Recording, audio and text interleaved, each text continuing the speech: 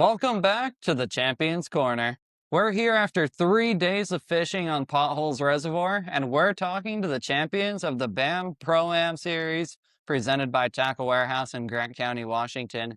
We're here at Mardon Resort, and we just gave away a $43,000 Vexus Mercury package and AVX 1880. But before we talk to Ecthernkamp, who won after leading yesterday, we chatted with him already once. We're going to talk to our day one leader that stumbled a little bit on day two, still stayed on top, and then got 14 pounds today to secure the win. So, Adrian, how does it feel being $4,000 wealthier and being a California angler that got it done in the Northwest? It's awesome. I was actually making a joke about having to come all the way to Washington to win a tournament. But I'll take the win anywhere. I don't, it doesn't matter. I had an awesome time. You guys put up a great event. Good. And I mean, you put up a great couple days of weight, especially when you had 19 pounds on day one. That really helped you solidify it. You stayed up on top. And then you got to fish with probably one of the most humble fishermen, one of the most well-rounded guides on Potholes Reservoir, Aaron, today. And how was that experience? I mean, fishing with a guy that was fishing for a $43,000 boat, and then you guys both got it done. It was interesting because I went in thinking that he was going to be a lot more uptight because obviously he's fishing for a lot of money. And the first thing he told me is that you can cast anywhere you want. Don't ask me. If you see me cast somewhere and I miss, cast on top of it and catch it. I learned absolutely a lot from him today. Not just things that I'm going to use in this lake if I come back, but things that I can use in other waters. Aaron is it's a heck of a fisherman. Yeah, not only is he a great fisherman, but he has great character. I mean, being with the first place guy when he has that much on the line and he tells you you can cast wherever you want, that's a pretty cool feeling to start the day. So that's pretty awesome. But how much of a difference does it make having a guy like that in the boat for your mental mindset and having the confidence to do well versus having a little more rigid fisherman as a pro? And I guess, did you have a little bit of both, or was everyone pretty helpful this week? No, this weekend was well, actually most of my programs were the same. Most of the people I fish with, um, they were pretty cool about it. They actually the guys the first today, Cameron Black and Matt Johnson, they were both helping me, like, giving me tips like, hey, I'm casting here because of this. I found this on the scope, you should cast there. So no, I didn't have anybody too uptight. I mean, if I did, I guess I'll be a little bit more nervous. Yeah. Hey, that's great. I mean, Cameron Black, another great fisherman. Actually, you got 3 guides in the Pacific Northwest because Cameron's a fantastic angler with addicted fishing. He's got a pretty awesome following, and he does some amazing stuff with steelhead, salmon, pretty much anything that swims. And Matt is a guide out here on Potholes as well. And then Aaron's probably one of the better waterfowl guides in Washington. So pretty cool to be able to learn from people like that and have that, I guess, luck of the draw on your side. But at the same time, talk a little bit about what you did for yourself to get in contention. So how did you prepare mentally and strategically, and how did that change from day one to day 3? I had a really good day of practice on Thursday.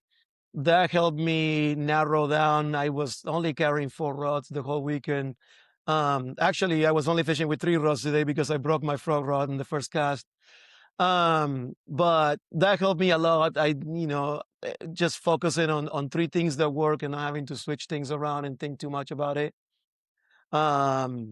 Today was a little different than the first 2 days. I got most of my fish that I weighed in, on the same setup.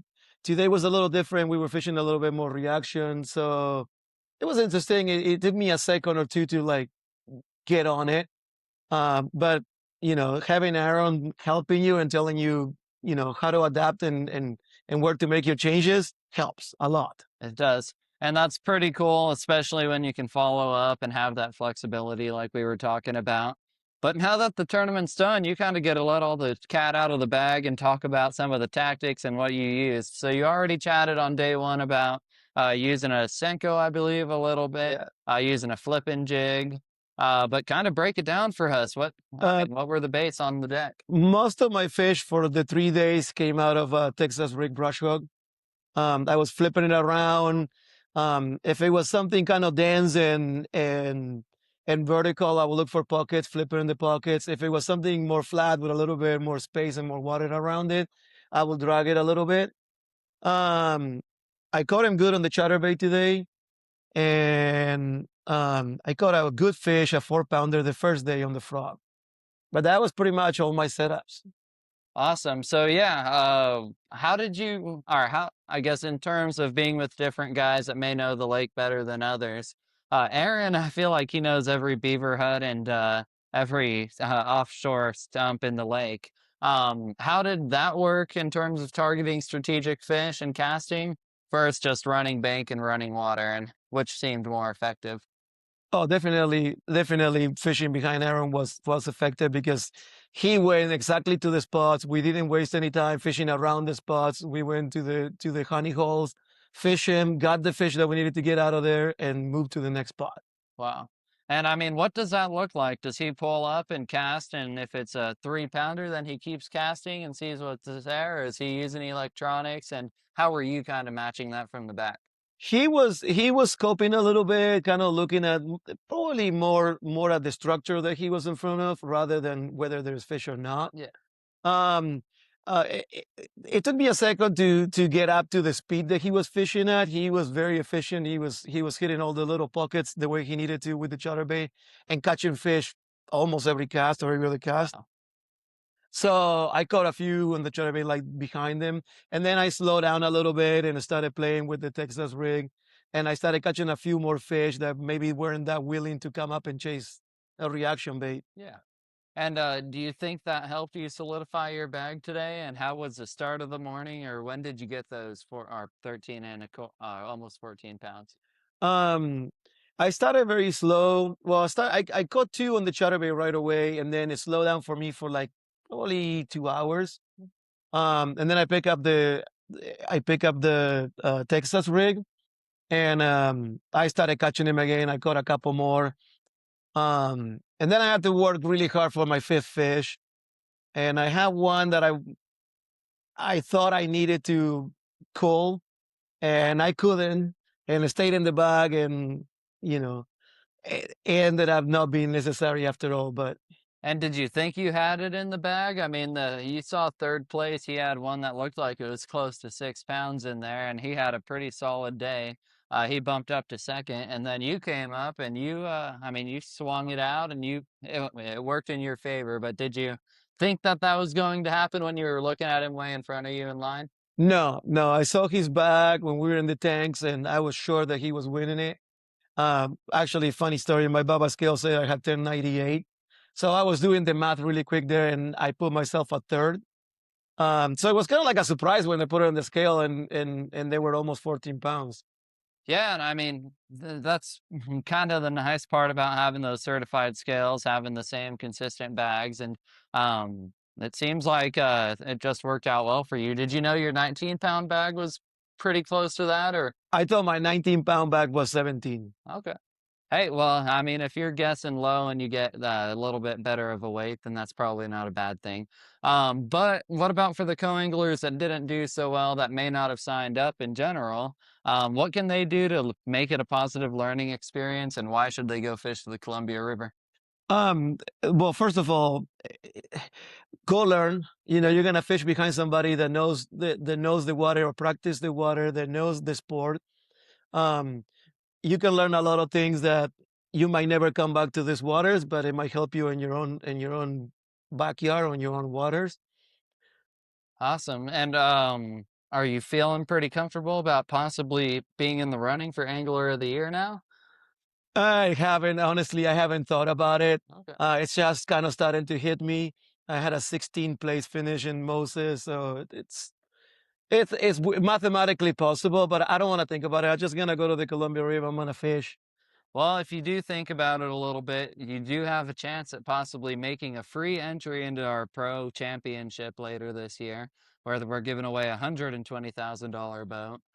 So that could be a pretty good opportunity if you're able to get that done. But I mean, still $4,000 cash. Is it burning a hole in your pocket, or are you going to be shopping Oh, at Tackle Warehouse? it's gonna pay for a lot of the expenses and the entry fees for the tournaments that we're doing. Yeah.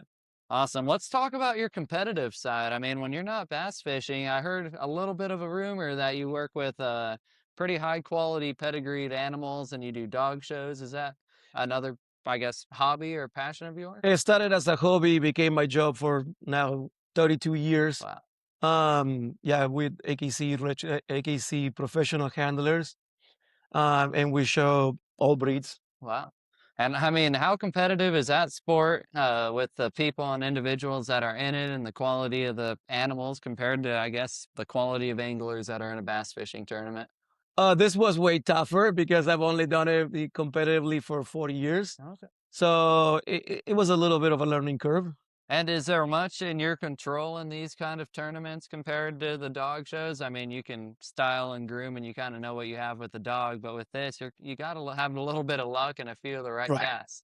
Right. You need the right draw and you need a little bit of help from above, always makes the difference. Yeah, we'll talk about your family and your support system. It's Father's Day right now. Do you have any kids at home that are looking forward to this? And you talked about your dad tuning in as well. Yeah, my dad and my mom were tuning in from Argentina. And so was my sister. And then my wife stayed at home. She actually kept the business open. Every time I'm here playing fisherman, she keeps things going. Cool. And I got 4 kids. I got 3 teenagers and a 4-year-old. Awesome. So they're probably pretty stoked today, even though you're not home yet. You're going to make the long trip back to Oakdale, California. Do you have work tomorrow or are you going to take I have some work tomorrow, yes. Awesome. Well, at least you can let it sit in. You've got a beautiful piece of hardware to put on your shelf. Hopefully, you get a few more of those and maybe even one up and get some of the bigger ones next year. Do you think you'll fish as a pro down the line? It's in the books. Maybe no, I don't know if it's gonna be next year or in a couple of years, but it's the idea. Awesome. And I mean, what kind of history do you have in bass fishing? Did you grow up in Argentina and I fish there at all? Or I grew up in Argentina. We don't have bass fishing there, but my dad was a tournament fisherman there. So I've been fishing since I was 4 years old, cool. and now my 4-year-old started fishing. And what do they target in Argentina for competitive fishing Uh, tournaments? a species called surubi, which is shovel-nosed catfish, Oh, and then dorado, which is a freshwater species, big teeth. hey, I mean, Dorado and bass both jump out of the water. I guess Yes, a whole lot of big differences there. So, pretty cool that you're getting the sport figured out, and hopefully you'll be doing it for a little while. Your brother fished as well, correct? yes. We do all the programs together. Nice. That's great having that support. And he's from Argentina too. Yes. Okay, cool. Well, I guess that's about all I've got for you. You have any other advice, words of wisdom that you want to tell anyone out there about this event? Sign up, Okay. Yeah. play. It's the best way to learn. You can't win if you're not competing. So That's true. And you cannot win on the first day either, but he led on the first day, he led on the second day, and he took home a wire-to-wire victory here on Potholes Reservoir. So next, we're going to bring in our next champion, Ecthernkamp. And right after that, we're bringing an angler that bumped all the way from 9th place up to 2nd. We're going to talk to Carty from Auburn University and get a little bit of what he did to really make a big change today. But stay tuned because you don't want to miss what's coming up. At Black Bear Diner, we believe a great meal should feel like a warm hug, like our Bear's Choice breakfast. Start with 2 farm-fresh eggs, cooked just the way you like. Choose from our one-of-a-kind sweet cream pancakes, homemade biscuits and gravy, or indulge in cinnamon roll French toast. Add your choice of thick-cut smoked bacon or homemade sausage patties. That's a Bear's Choice, your very own warm bear hug. Good old-fashioned family food, Black Bear Diner. Here at Bridgeford, we make all of our products with 100% American beef and pork. We source everything exclusively from the United States for our beef jerky, pepperoni, summer sausage, and salami. We've always focused on having the highest quality products. We do that by investing in new cutting-edge technology while still trying to maintain the old world values that our great-grandfather instilled in us. Being a family company, we like to think of a lot of our products as being for family occasions and get-togethers. We like to think of our products being made by our family for your family. Welcome back to the Champions Corner. We're here talking with Ecthernkamp, our day 3 champion, our champion here at Potholes Reservoir, and the brand new owner of a Vexus AVX 1880 powered by a Mercury 115 Pro XS. So Aaron, you got it done today. We talked to you yesterday. and things seem like they came together. Yep, they did. We started out this morning in an area that I know had been getting fished pretty hard, but had a lot of fish. My co-angler had 2 fish before I had one in the boat, and everything was relatively small. But after I had left that area yesterday, just kind of finding a new area, I did hook one 4-pounder in an area similar. We went over to that area and started fishing, and ended up fishing there the rest of the day. So the kid that ended up in second place was in the same area too in the afternoon. Nice. So And yeah, talk a little bit about how this week played out. I mean, we had a pretty large field of anglers out here for potholes that fished fairly small in the area you guys were at. I feel like you might have been able to sneak away in places that other guys didn't know about. But did it play out like you thought? Did the locals have that advantage, or I know an Arizona kid got second place. So yeah, no, it didn't. It was fishing like where everybody ended up fishing is normally this time of year we wouldn't be fishing, but there's a group of fish that ended up not spawning until late, and like they are all pretty much just finishing up. I originally thought maybe we had some pre-spawn fish going through there, but after cleaning out my live wells, they're just full of crawdads. Yeah. So, but yeah, no, it was definitely pretty much once you got a solid pattern going, you could pretty much follow it, and it would follow true for that part of the lake. yeah, and I mean, talk a little bit about that pattern. We covered a handful of baits. We got to talk about the Evo chatterbait you were throwing, I believe. Yeah. But talk about what else you had on deck. Yeah, basically the 2 baits that I fished today were the chatterbait and the big bites fighting frog, and I basically fished those 2 baits at all. If there was a hut, I would catch them on that, or the fighting frog, and I threw the chatterbait 99.9% of the time. I think I weighed 1 fish off of the fighting frog today, but the rest was just a chatterbait. Awesome. And I mean, that's pretty fantastic. What kind of trailer were you using on the chatterbait again? And I guess, were you changing any profiles? Zacco, just a Zacco, like a green pumpkin Zacco. Cool. Yeah, just any. They were feeding on bluegill pretty good too. Okay. But I like my co-angler today had a red and green pumpkin one, and I'm thinking, but after they're feeding on crawdads just as much as bluegills too. Cool.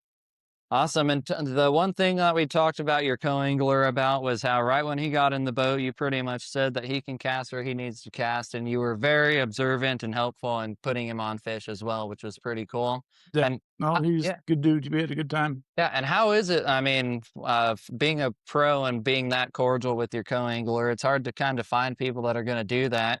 But do you feel like you got a little bit of good juju? Or I think if you start your day out like that, it just it goes out. You're like, we were crossing a little shallow area, and he had it was like a 3+ pounder that came up and chased right to the back of the boat, and he's like, "Oh, it chased me," and so I power pulled down.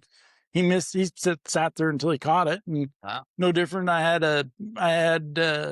one of my better fish. I had one chase it up that I thought was pretty good size, and he respected that and didn't cast back to that fish until I'd fish for. Just give and take and work together and have a good day. So the goal when we started today was to make sure that neither one of us slipped a spot, so we were pretty happy. Hey, that's a pretty good goal to have, and it's even better when you see it through. Did it start pretty hot and heavy with 18 pounds early in the day, or did you have to work pretty hard today? It was the first place that we stopped. Like I said, it was a little slower.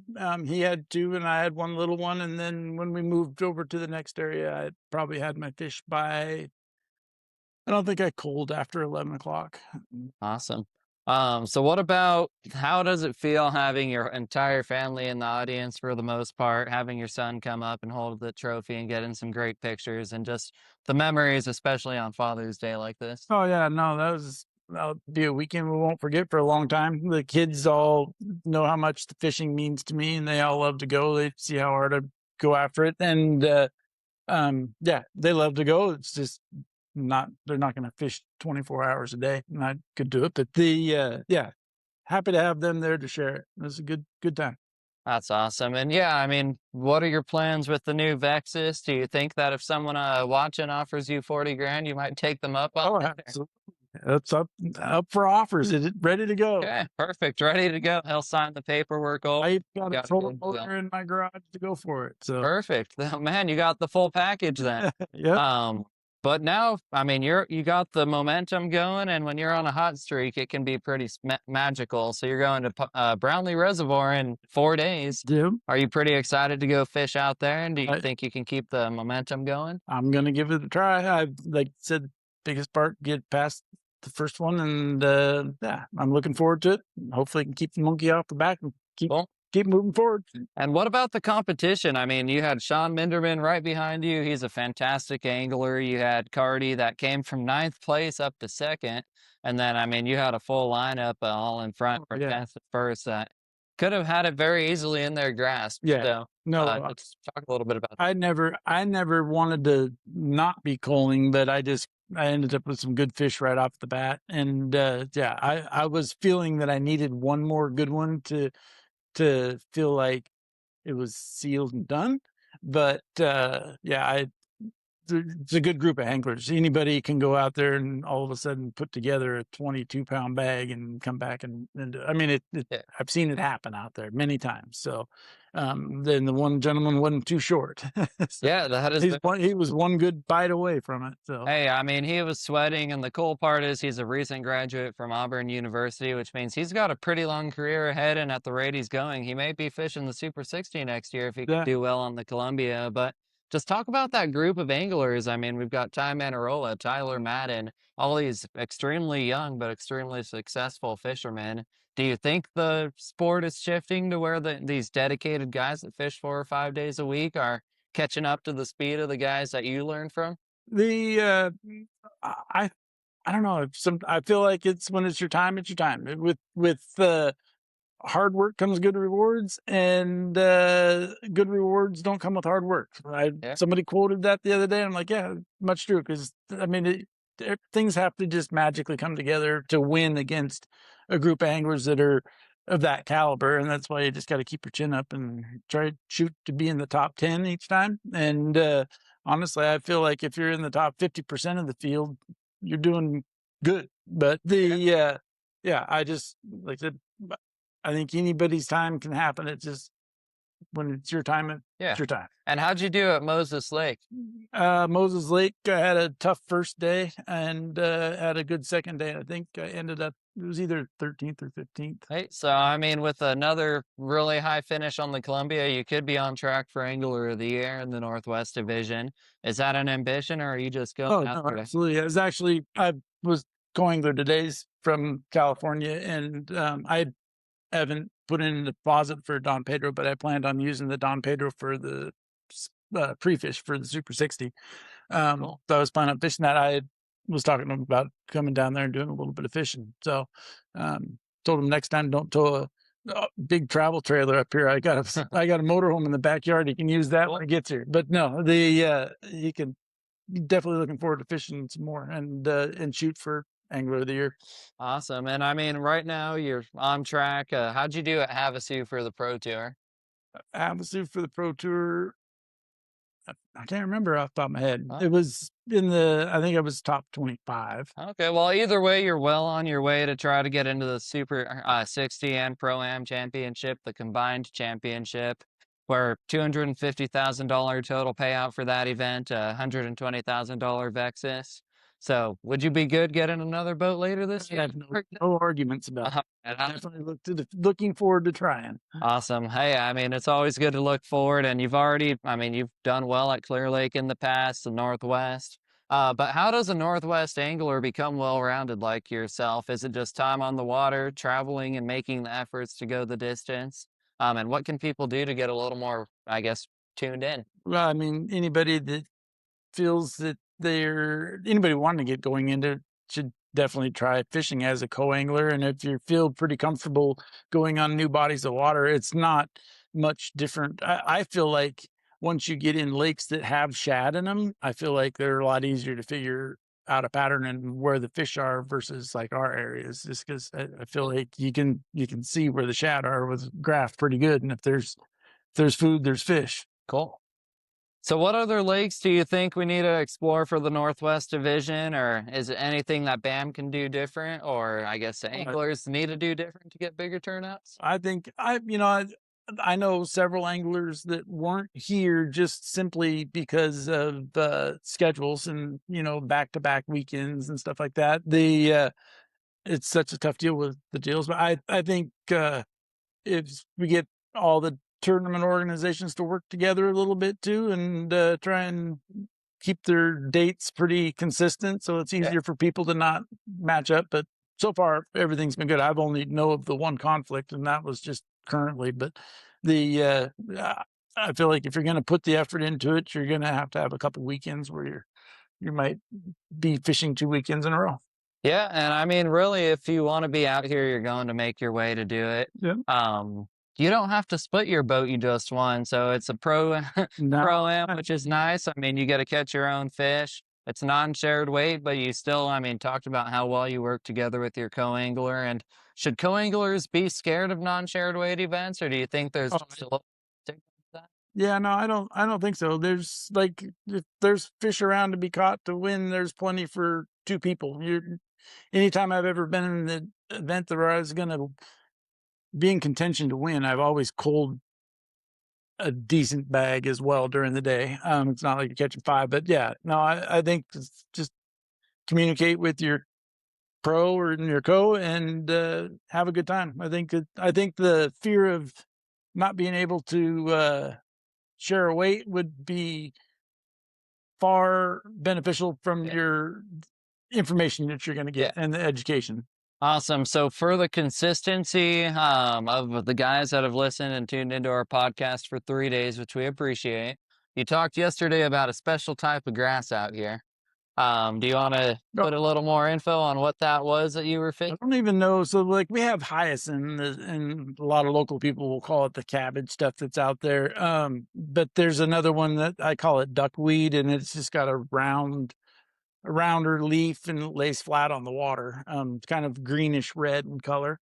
And that's what, as long as I had either cattails and duckweed together or hyacinth and duckweed together, and it was near a main channel, then over 9 feet deep, there was fish there. Awesome. And then the beaver dams and huts are a little deeper in the water column in that 9-foot range? Or what are you looking? The beaver huts that I was fishing were a little bit deeper, but honestly, I kind of abandoned that one, and I felt like my odds of catching a bigger fish were better on something that I feel like the fish were using that the weed line pattern for a route of travel as they're moving their way out. So I mean, when you found a beaver hut that was with those types of weeds in front of it, then it was definitely pretty cool, worth fishing. Yeah, it was pretty magical. Awesome. And how many fish did you catch today? Probably 30. Co-angler caught quite a few. Co-angler had 2 like 3-pounders jump off in the last like half hour. We were working hard trying to get rid of one of the small ones that he had, but yeah, no, we caught a bunch. I think in the last hour it was even picking up. I would say that between angler and co-angler each day we would average 40, 50 fish. Wow. So, I mean, that's a pretty good couple days of fishing. Are your thumbs hurting pretty good? Yeah. Yep. I saw quite a few guys out there that had their fingers taped up, and I'm like, that's not a good idea, but I don't know. I'll just hurt for a little while. Yeah, that's fair. So, I mean, that's pretty awesome. That kind of speaks for itself. He found quality, but he also found numbers to get to quality. And either way, whatever it was doing, it worked, and he told you exactly what to use. So go on to Tackle Warehouse, get that chatterbait.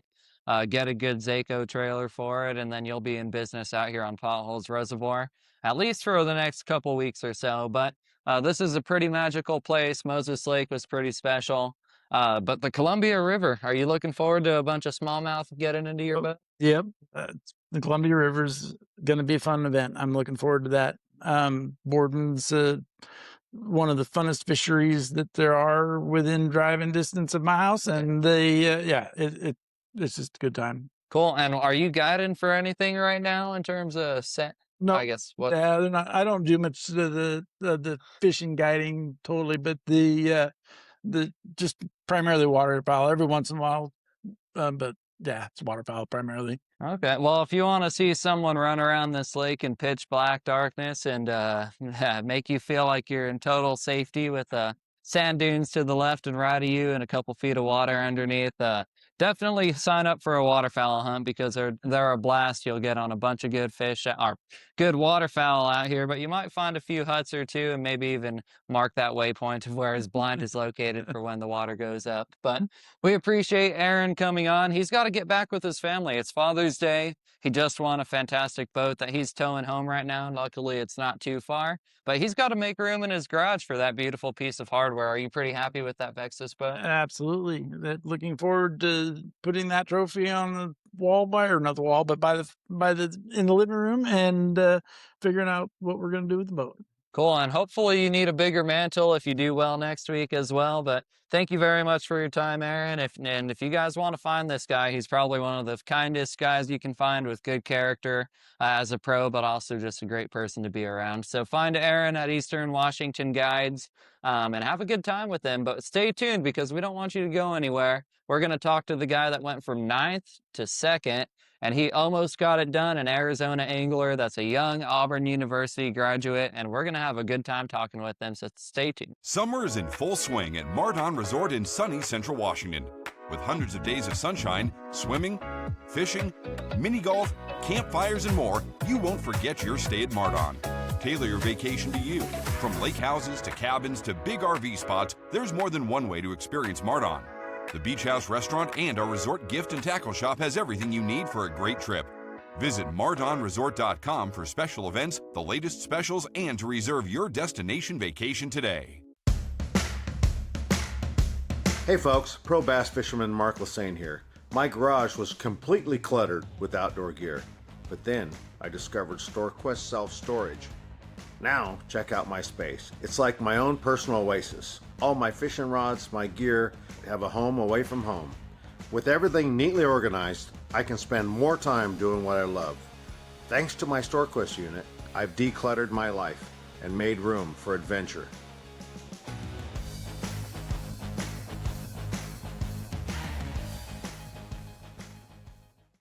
Well, you just heard from two of the top anglers out here in the Pacific Northwest. We just talked to our co-angler champion, and we got to talk to Aaron Ecthernkamp, a fantastic angler and a fantastic guy in general. But now we're going to talk to our second place finisher. He was runner-up, but that doesn't mean he didn't have a great event, all the way from Arizona for this one.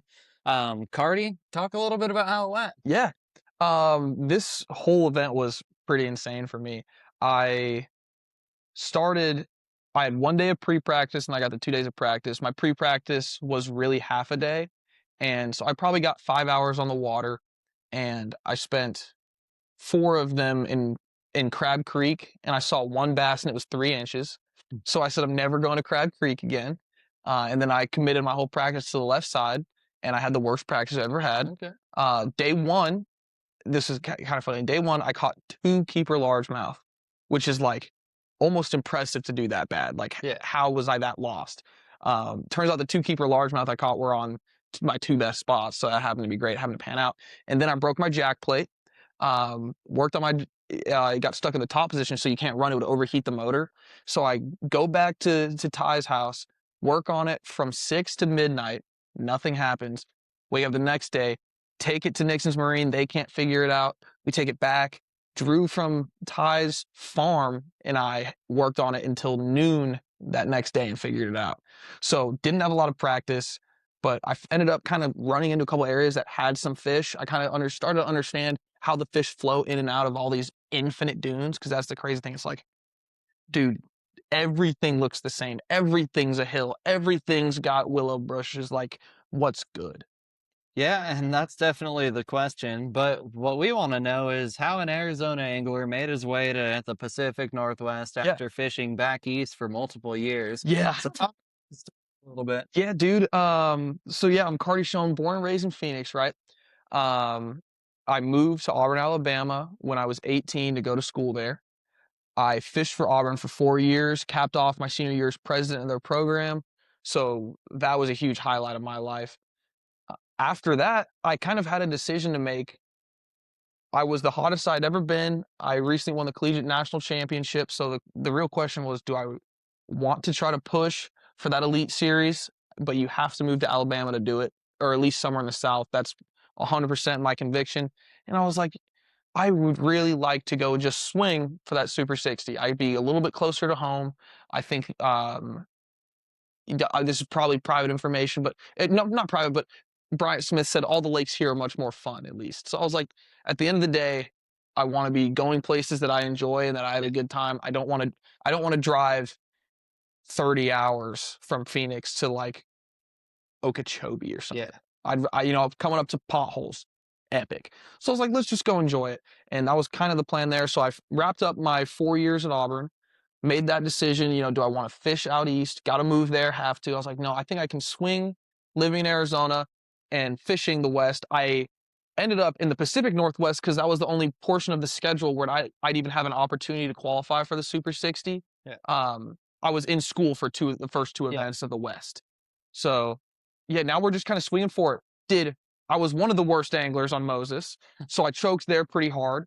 But we bumped up a little bit, and hopefully it's only up from here.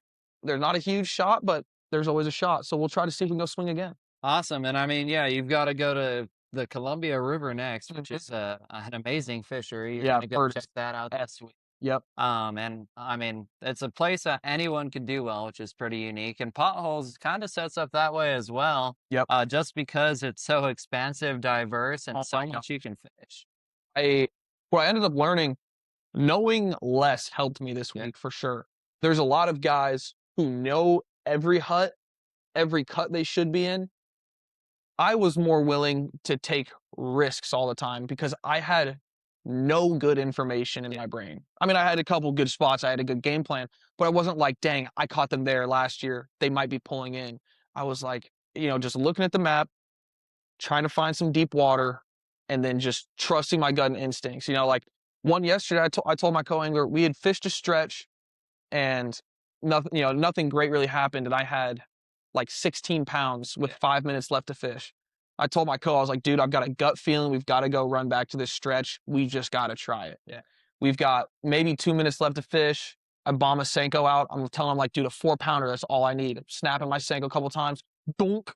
Lean into it. It's like goes 4.5. Wow. Put in the box. That gets me to 18 yesterday. Cool. So it was just a lot of not having history so I could just trust my gut and go fishing. And sometimes that's just how it works out. Confidence is great. Having strategy is great, but sometimes you just need that little bit of luck. That absolutely, that 4-pounder, especially on a place like this where the fish are in a lot of areas and it's very scattered out and they're doing a couple different things. Just a little bit of luck goes a long way. It does. You got to catch them, but there's always that element, and you've got to put in the time to get lucky. And the good thing is I was due for some good days. I had bad day. So I got a little better, and I grew each day and started to really piece things together and kind of understand this body of water. Yeah, and so let's talk about going from the collegiate scene to going to the Pro-Am scene, especially in the Northwest. We'd love for there to be 120 boats like the Western Division, and we expect you guys to get there. Yeah, y'all come slide. If you're not here, pull up. Yeah, but I mean, you're fishing 300 to 500 boat tournaments in the collegiate scene, especially. How does the competition prepare you for the pro-ams like this? And then how is the competition of the local knowledge and the talent of the Western angler? That's something I actually really like to talk about when my buddies are talking about it. So the cool thing in college, you fish against the best of the best, right? Yeah. I've fished against a handful of Elite Series guys. I fished against the Classic Championship. Classic champion on his home body of water, a month ago in that ACA College National Championship. So the good thing is you understand to block out competition. Yeah. It's super easy for, especially me, like out here, I'm completely unproven. It's great. I had a good college career, but like I'm now, which is kind of cool. I'm just some 22-year-old kid coming from Arizona. So I'm not afraid of anybody who could possibly be intimidating. Yeah. Bryant Smith, dude, It's like CEO of this whole, like, that guy's really scary to fish against. You know, he's like a legend. Like, he's like an idol to me, a bunch of people. So at least fishing college lets me know and gave me the confidence. I'm like, when things go right for me, I can beat these people. Yeah. I am good enough. Yeah. And so you fish, if you ever fish scared or don't fish confident, you're guaranteed to lose. Hey, but you're also kind of on track to make it work in your favor. I mean, there's a history now with BAM. I mean, we've got Ty Mantarola. I don't know how many second place finishes he has. He's right there to get butt at taking that 50 grand. Tyler Madden got Angler of the Year. And he was your teammate. So it's pretty cool. Did you see Tyler's success as another reason to look at this trail? Or 100%. I mean, from the East Coast, I guess, are we starting to get some popularity out there? Are they knowing who we are? I definitely think it's growing. Not to pat myself on the back per se, but I had, collegiate-wise, I had a pretty decent name in the South. Tyler had a pretty decent name in the South. Brian Smith has a great name in the South. So I've got a bunch of guys from the South that were just tuned in to watch this weigh-in that wouldn't have before. Yeah. And all that's going to do is kind of just slowly grow this deal. I think it's only up from here. If people show up, from doing a lot of things and seeing a handful of things, the organization is only the people who show up. Yeah. There's only so much BAM can do. There's only so much you guys can do. And you guys, I think, do everything that's in front of you. You guys, everything that's on your plate, you guys eat. Anglers have to show up. And part of it's this attitude of being pissed at them, for lack of better verbiage. And that's what the cool thing college kind of taught me. Everyone's mad at him, dude. Everyone's showing up. It doesn't matter how far it is. Like, guys, it's like, yeah, we're going to Okeechobee this week, then we're going up north, we're going here. Yeah. It's like, yeah, this is just the trail. This is where we're going. So for me, it was like, in my head, I'm like, why are you going to the Pacific Northwest? Well, dude, I'm mad at them. I want to go catch them. I got something to prove. I want to go do it. So the biggest thing is getting guys fired up. And I think especially nowadays, it's especially young guys. Yeah. You've got to get guys from my age to 30 to see that this is a possibility. Because also now is the time to take risks. You've got a lot of people who have, made a good career for themselves out west, and this is another great platform for them. But, the 20-year-old guys that can, are getting the sponsor dollars or have the backing to go swing it, dude, show up. Because how else are you going to do it? I'm 22. I couldn't go roll the dice on this when I'm 35. Yeah. Maybe I want to try it. You can if you want to, but for me, this is the time. I got no wife, no kids. I want to make this happen.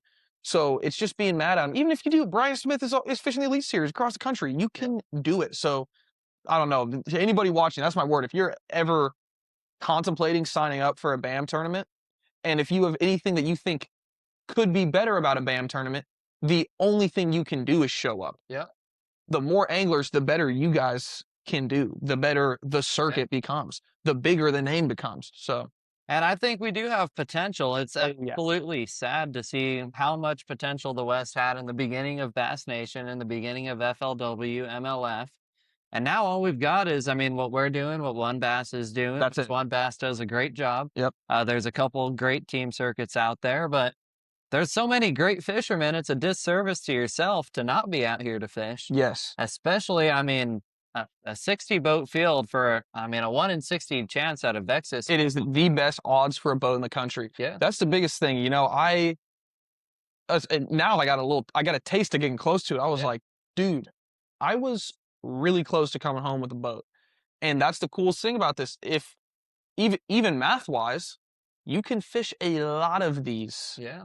Before you run out of money if you win one of them boats. You know what I mean? Just pure math wise. So you've in theory got 40 goes at it. If you don't count gas, you just count extra. You got 40 shots to win a boat. If you told me I got 40 shots out of 60 to win a boat, I'd say, where do I sign up? Yeah. So that's a big reason why I'm here. That's true, and I think it should gain momentum. Hopefully the Northwest kind of gets on track. The Western stuff, I think that's just going to keep going. Yeah. But, what about the feel overall when you go across the stage? Having a big crowd at a big college event does kind of set the tone a little bit, and the same with the Elite Series, the Classic, whatever that may be. But, we had a pretty good crowd for the middle of nowhere. I was actually surprisingly impressed. Yeah.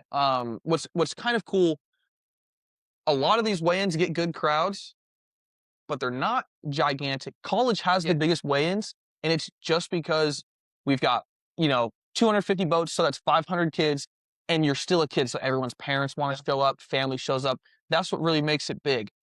I was really impressed, just fans of bass fishing here, everybody's families. And that was just for the top 10, you know what I mean? Like, a lot of people showed up. So I was really surprised. It was a really good crowd.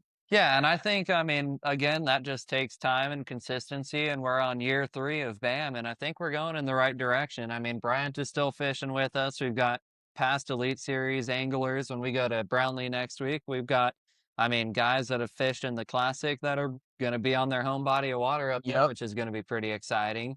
But you don't get a fish for 50 grand on your home body of water on the West Coast very often. So we just went to Havasu. I can't even remember who won that one, but what's his name? Young guy, long hair, Luke. Oh, Luke Johns. Luke Johns, I got you, man. Yeah. So Luke's, I mean, he's made a career for himself out here. He's repping now, but are you just trying to fish tournaments for the rest of your life, or do you want to work in the industry and have the Super 60 as a supplemental hobby that pays off, or what's your goal? Fantastic question that I don't have an answer to right now. Yeah. Everything's happened so quickly in the last 2 months that I'm pretty much just gonna sprint until I fall down, and then I'm gonna evaluate everything. I can guarantee you I'll be fishing BAM as long as I can, and that's probably forever, because until I wake up and I croak, I'm gonna be trying to fish something, traveling, being competitive. So I really don't know right now. I'd love to fish solely for a living. I'm a little bit hesitant on it. The only reason, I never want it to become a job.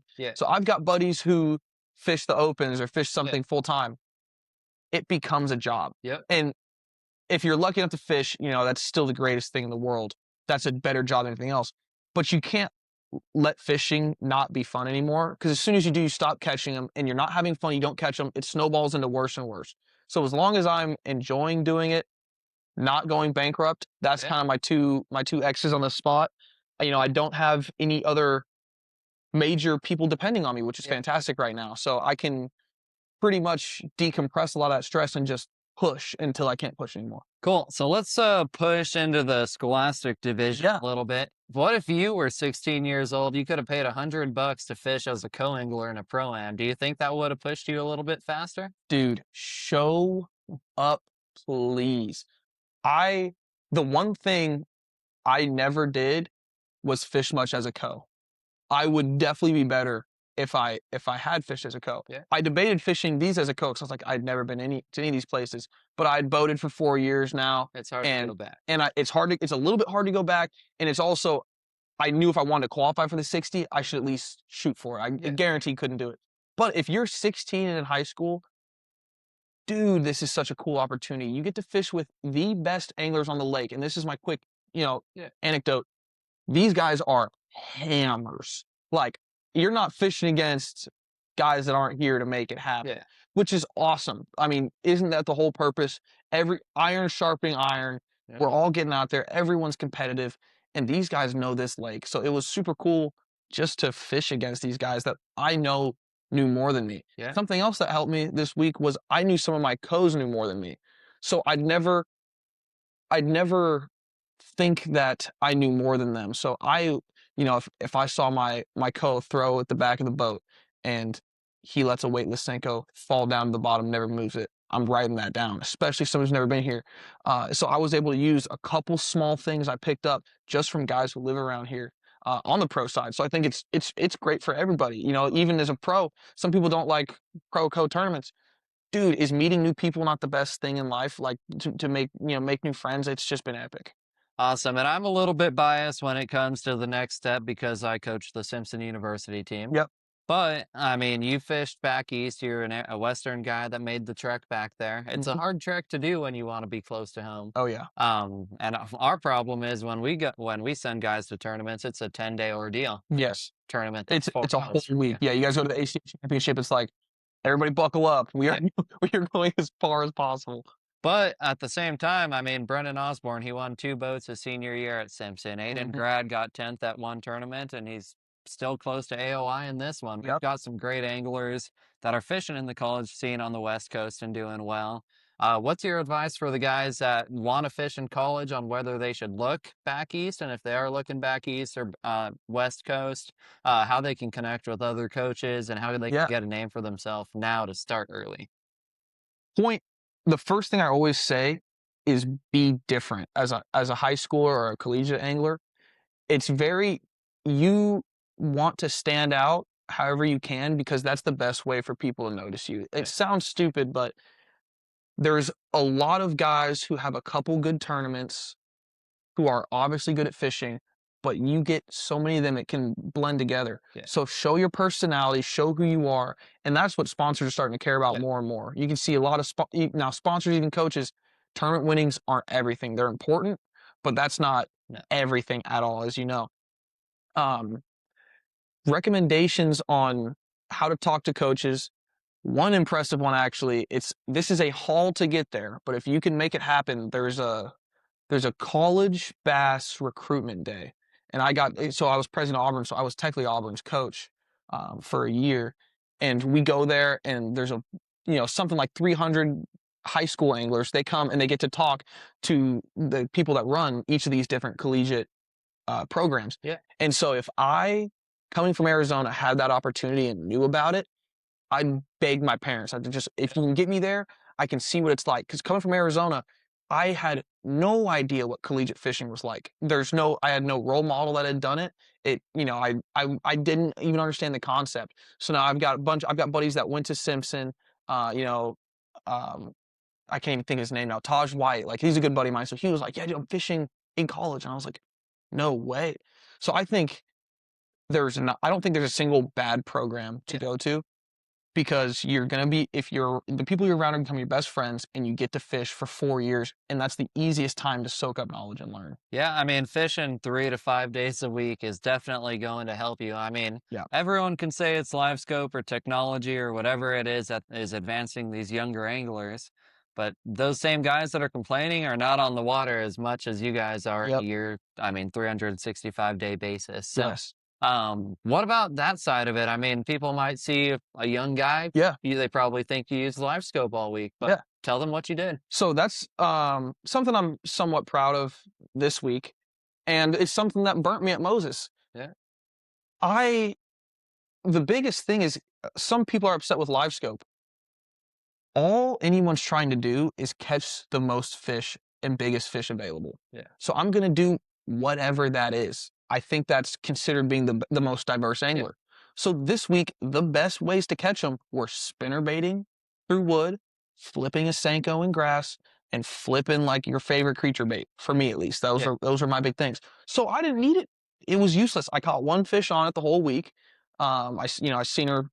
I blind casted, got thumped, missed it. I went, panned over. You could barely see her through the grass, and I threw back on it. I can't even say that was scope. Most likely what I would have done is made that same cast anyways.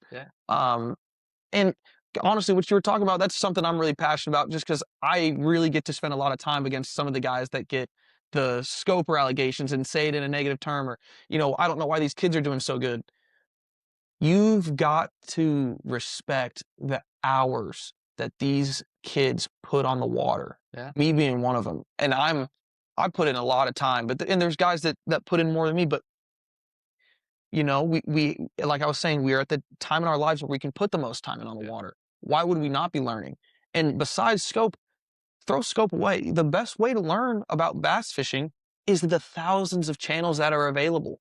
You read Bass Angler magazine, you go watch some YouTube videos. You can learn so much about a body of water. You can learn so much just through technology alone that you don't even need anything else for. Mapping opened up a whole different world. Just having good mapping, that solves so much guessing that had to be done back in the day. So the learning curve is like this, not because of live scope. Does it help? It would be stupid to say live scope doesn't help. In theory, it would help everybody even across the board. It's technology. I'm a huge fan of it because I think it's going to show you the biggest fish in the lake, and I think that's the goal. You want everyone to catch the biggest fish in the lake. But really, my final, Dylan Nutt is a good buddy of mine, classic champion. It was inevitable for him to win that classic. You could have broken his boat down, he'd win. I want to say he spent a month pre-practicing there. Yeah. That's a lot of time. That's a bunch of time, and that's just time on the water. It's like, why do you think he beat people? Dude, he was gonna win that thing or die trying. He was gonna go grind. And that's the mentality that I was saying. A lot of these kids are just mad at him. Like, you know, we're young, and you look at most professional sports, I think that's even across the board. Yeah. You look at, you know, Victor Wembanyama this year in the NBA. He's my age. He's top 3 player in the NBA. No one in the NBA is going, why is this guy figuring it out so good? Dude, you got better doctors, better trainers, better technology. Everything is better. And he's mad at him. You know, he's not complacent at all. So I think that's a big reason why some young guys do good. Now, there is always that element of time on the water in longevity. Of course, I'm not knocking anybody that dislikes live scopers, done it for a long time. Those guys are sticks. Yeah. And especially a place like here, you got to watch out for them. They're gonna come for you. But you know, it's bass fishing. I think we're all here for the same reason. So scope or not, I love it, but I freaking like scope. Awesome. So one thing that we had a discussion with some of the other podcast guests is the Western angler, generally known as someone that can go back east and excel because of the different varieties of water. I mean, in a 10-hour radius that we have here on the West Coast, which is extremely unique. But now that we have live scope, there's a lot more heads down looking at that graph. Do you think that they're missing the mentality of how to throw a spinnerbait, how to flip, how to punch, how to do all these things that you need to have as an Elite Series angler to be successful? Yeah. And do you think they should be spending a little more time widening their horizons? This was cool for me. So I grew up without live scope, right? Like I really started scoping. I got good at scope my sophomore year in college and really started to excel after that, but never really used it in high school and before high school. So even coming here was really important for me because these were some tools that I hadn't had to break out in a minute, but it was really good to know I still have that. Yeah. And these lakes are so diverse that you have a lot of opportunities to keep sharpening those skills. Yeah. So if I had to pick a way to catch them this week, I would have said, please give me some offshore humps with loaded schools of bass, and I can, you know, rotate through my arsenal, my favorite scope baits, and catch them. Obviously, that doesn't work here. It's just smallmouth, you know, tiny fish. So day one, I knew I had to go fish to my weaknesses per se, and the first thing I did was go where I could guarantee there were fish, which is right outside the marina, and go flip. And in 30 minutes, I flipped up 14 and a half pounds, and I said, we got it still. I was like, we're gonna be all right. I don't think scope is retracting from those abilities. I think it's not always the best way to catch them. Yeah. Because I think still most people would rather go throw it. Like, if I could pick one way to catch them, it's a frog every time. But if a frog's not the best bait, I'm not going to throw a frog. Yeah. You know, if there's better options.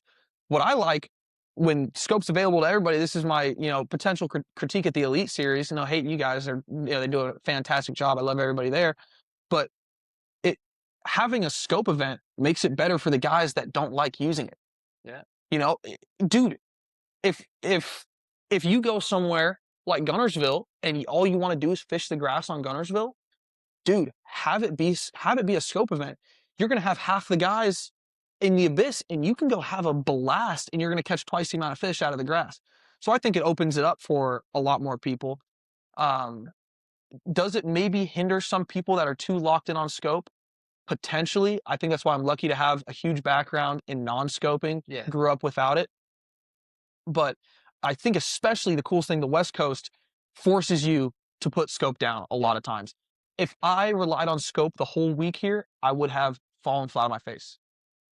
That's true. Well, I think that's some great insight. I think either way, we're going to keep advancing, whether people like it or not. Yep. And we're going to find a way to do it because just because there's guys on the couch night showing up that should be here, there's enough guys that are committed to growing the sport. And I think that's what makes the Super 60 so special. I mean, it's guys that have everyday jobs that are still fishing for 50 grand. I mean, 5 weekends of the year, and they're fishing for a $250,000 championship. So Pretty cool. You're probably trying to get into the championship. Yep. But it's going to take some support to get there. So to wrap it up, talk about how all these people can find and follow you because you just gave them a whole lot of advice. And then talk about your supporters. Yeah. So my name's Carty Schoen. I'm just at Carty1155 on Instagram, CARTY1155. Pretty easy to find. Former Auburn Bass president. Right now, my supporters are U-Haul, the Hookup Tackle, Mom and Dad, my girlfriend, a lot of me. I want to say thank you to all Auburn sponsors. I worked with all of them personally while I was there. You know, Berkeley, Abu Garcia, FXR is killer. U-Haul also sponsored the team. I'm gonna forget some people, Bonafide, Native. I mean, just everybody that worked with us was incredible, and they made it a Morrissey, foundations company. Those people I all worked with, and without them helping me at Auburn, I wouldn't be here right now. Cool. But if you want to keep helping him, he's got a new boat that needs a good wrap if he makes a Super 60. So if you guys want to hop on board, support his journey to go from coast to coast and from Arizona to the Northwest or even down to California, reach out, talk to him, meet him, see who he is and see why he's doing such a good job and why he's trying to excel and make a name for himself. It all takes a little bit of support and a little bit of help at the end of the day. And that's why we want you guys to come out to the Columbia River. But he also talked about native watercraft. If you're a kayaker, we want to see you on the California Delta for our kayak division. And just everyone in general, it's a great way to meet people, connect, and have a good community. So that's about it for the Champions Corner. We got to talk to our co and pro leaders. And then we got a special treat talking to second place, Carty here. He had a great showing this week for never being on this body of water, and I think he just opened up a lot of eyes. So thanks for tuning in. Stay tuned every week because you don't want to miss out on the Blast Off podcast, and I'll see you all at the next one. Thank you.